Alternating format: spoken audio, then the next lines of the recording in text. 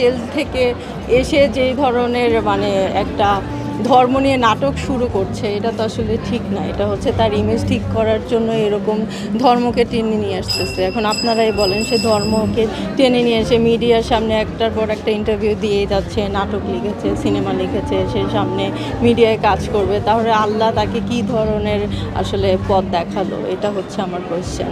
আর বাংলাদেশি মানুষরা তো হচ্ছে মানে একটু বোকা মানে বোকা বানানো যায়। একদম ধর্ম টেনে নিয়ে আসলে হচ্ছে সবাই মনে করে সে আসলে ভালো, আসলে তো সে ভালো না।